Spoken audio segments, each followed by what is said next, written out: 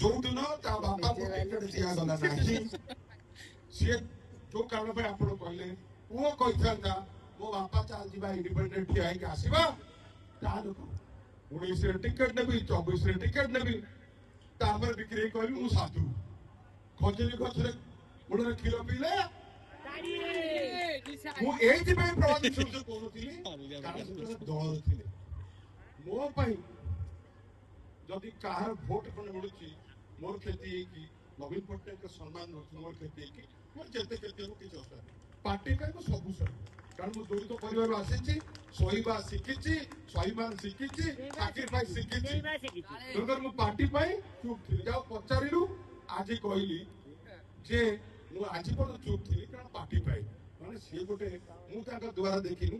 ବାପ ମା ଛୁଆ 500 ଥର ମୋ ଦ୍ୱାରକୁ ଆସୁଛନ୍ତି କଣ ନେଇଛନ୍ତି ବି କହିଲି ନା ଆମେ ଯାହାକୁ ଦଉ ଭୁଲି ଯାଉ ସେଟା କହୁନା ଛୋଟ କଥାଟା କୁହାଯାଏନି ନବୀନ ଆଉ ଯାହା ଦିଅନ୍ତି ଭୁଲି ଯାଆନ୍ତି ଆମେ କହୁନା ଆମ ବଂଶ ଆମେ ଯେତେ ଯା ଆମେ କହୁନା ଜତଉନା ଆମେ ଏହା କଲୁ ଆମେ ସେୟା କଲୁ ଆମେ କହୁନା ଆଉ ଯଦି ମୁଁ ଜାଣିଛି ଆପରେ ସେ ଗୋଟେ ରେସ୍ପଣ୍ଡ କରିବେ ଯଦି ରେସ୍ପଣ୍ଡ କରିବେ ତାପରେ ସେ ଯୋଉ ଡକୁମେଣ୍ଟ ଦେଖୁଛନ୍ତି ମୁଁ ଡକୁମେଣ୍ଟ ଦେଖିବି କଣ କଣ ସେ କରୁଛନ୍ତି ମୁଁ ବି ଦେଖିଛି ମୁଁ ଜାଣିଛି ଆପରେ ରେସ୍ପଣ୍ଡ କରିବେ ପାଗଳ ଲୋକ ମୁଁ କହୁଛି ମୁଁ ବା ବିଜେପିକୁ ଚ୍ୟାଲେଞ୍ଜ କରୁଛି ମୁଁ କଣ ମୋ ଦଳକୁ ଚ୍ୟାଲେଞ୍ଜ କରିବି ସିଏ ଆଜି ଦଳରେ ନାହାନ୍ତି ବୋଲି ମୁଁ କହିଲି ଗୋଟେ ଦିଟା ନାଁ କହିଲି ଜଣେ ବଦ୍ରି ପାତ୍ର ଜଣେ ପ୍ରଭାତ ବିଶ୍ୱାଳ ମୋ ବିରୁଦ୍ଧରେ କହିଛନ୍ତି କଣ୍ଟିନ୍ୟୁଅସ୍ କହିଛନ୍ତି ବଦ୍ରି ପାତ୍ର ବି ତାଙ୍କର ମୁଁ ତାଙ୍କୁ ଅପତ୍ୟ ସ୍ନେହ ପୁଅ ଭଳିଆ ମତେ ସ୍ନେହ କରିଛନ୍ତି ଆଜି ବି କରୁଛନ୍ତି କିନ୍ତୁ ତା ଅଭିମାନ ତାଙ୍କର ଦର ରହିବ କୋର୍ଟ ଏକ୍ସପେକ୍ଟେସନ ରହିବ କହିଛନ୍ତି କିନ୍ତୁ ଭୋଟ ଦେଲା ବେଳେ ତାଙ୍କ କେଉଁଝରର ମୁଖ୍ୟମନ୍ତ୍ରୀ ସିଏ ବିକ୍ରି ହେଇନାହାନ୍ତି ସେ ବବିକୁ 50 ବିରୁଦ୍ଧରେ କହିଲେ ସ୍ୱାଗତ ତା ଦଳ ପାଇଁ କାମ କରୁଛି ସିଏ ନେତା ଆଉ ପ୍ରଦେଶ କଣ କଣ କୃତଜ୍ଞ ସେଟା ବଫାଦାରଟା କୃତଜ୍ଞ 4ରେ ତାକୁ ପାର୍ଟି ଇଣ୍ଡିପେଣ୍ଡେଣ୍ଟ ଜିତେଇଲା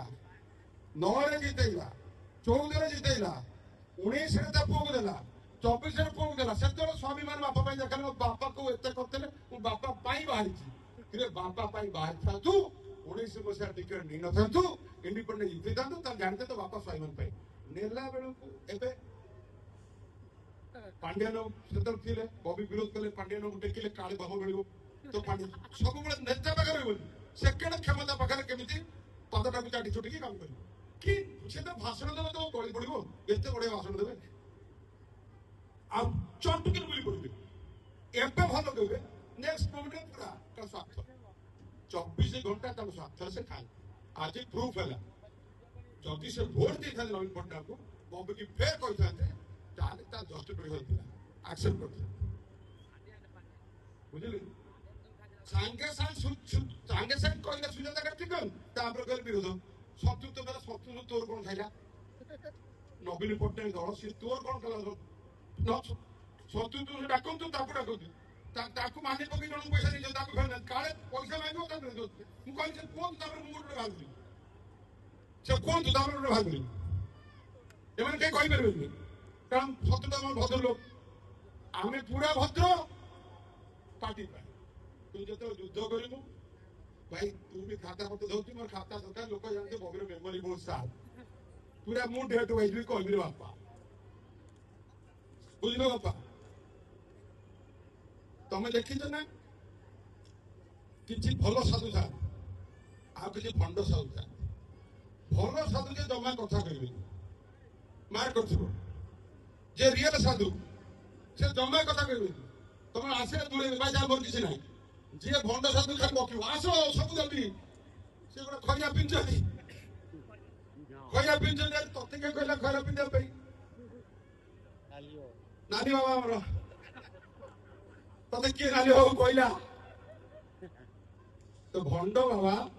ସବୁବେଳେ ଅଧିକ ବକିବ କାହିଁକି ନା ତା ସ୍ୱାର୍ଥ ସାଧନ ପାଇଁ ଯିଏ ରିଏଲ ବାବା ନବୀନ ବାବୁ ସେ ପଦେ କଥା କହିବେ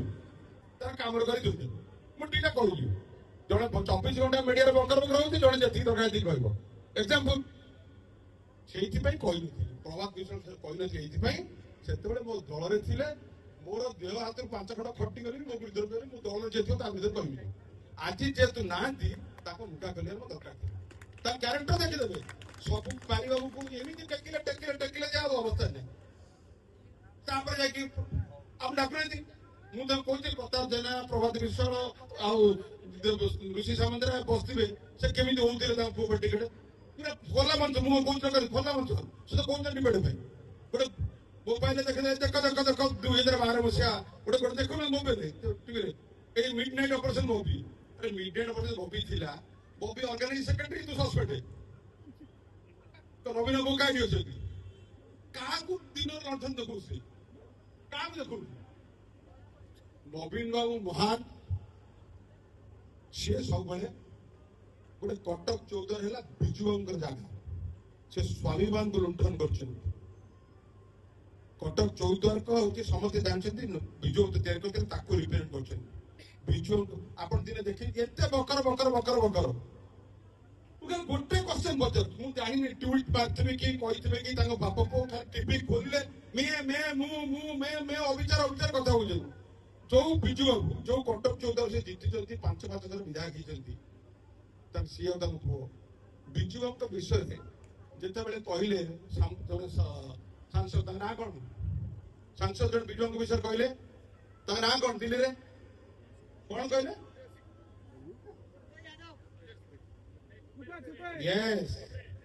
ନିଶିକାନ୍ତ ଦୁବେ କହିଲେ ବୈଜୟନ୍ତୀ ପଣ୍ଡା କହିଲେ ତାଙ୍କର କାରଣ କଟକ 14 ତାଙ୍କର ଫ୍ୟାକ୍ଟ୍ରି ଅଛି